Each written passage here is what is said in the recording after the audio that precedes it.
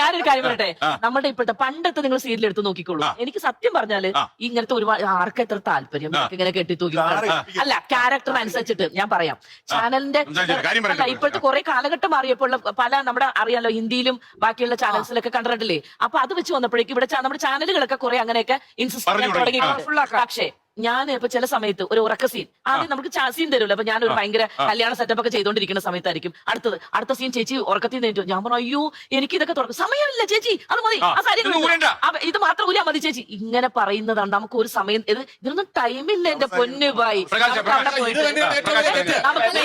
ബീനാൻലി മലയാള serial ലോകത്തെ താരറാണി. പക്ഷെ ഇത് ബീനാൻലിയുടെ കാര്യങ്ങളല്ല പറയുന്നത്.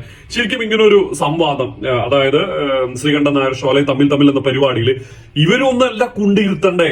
ബീനാനുടെ ഒക്കെ വളരെ റെയർ ആയിട്ടാണ് ഈ തോടൊക്കെ തൂക്കി വന്നിരിക്കുന്നത്. ഒരു സീരിയലിന്റെ ചന്ദനമഴയിലെ ദീപക താരങ്ങളൊക്കെ ഇതിലിരുത്തി കൊണ്ടുവയ്ക്കട്ടെ. പിന്നെ എന്റെ പൊന്ന് ശ്രീകണ്ഠൻ നായർ ചേട്ടാ, ഈ താരങ്ങളൊക്കെ കൊണ്ടുവച്ചിട്ട് അവരെന്ത് ചെയ്യാനാണ്? ഈ സ്ക്രിപ്റ്റ് റൈറ്റേഴ്സ്, ഡയറക്ടേഴ്സ് ഇവരൊക്കെ പറയണതല്ലേ ഇവർക്ക് കേൾക്കാൻ പറ്റുള്ളൂ. അപ്പൊ ഇവരെ കൊണ്ടിരുത്തി സംവാദിക്കുന്നതിന് പകരം ഒരു സീരിയലിന്റെ അറ്റ്ലീസ്റ്റ് ആ ചന്ദനമഴ എന്ന സീരിയലിന്റെ ഡയറക്ടറെ നിങ്ങൾ കൊണ്ടുവയ്ക്കണമായിരുന്നു ഈ സംവാദത്തിന്. ഈ പറഞ്ഞതൊക്കെ അതിലായിട്ടുണ്ടാവും. നിങ്ങൾ ഈ വിളിച്ച ഈ താരങ്ങൾ പോരായിരുന്നു. അറ്റ്ലീസ്റ്റ് ആ ചന്ദ്രമഴ ടീമിലെ 2-3 എണ്ണത്തിനെ കൊണ്ടുവയ്ക്കണമായിരുന്നു. അതിനായിരുന്നു എന്റെ ഈ വീഡിയോ കേട്ടോ.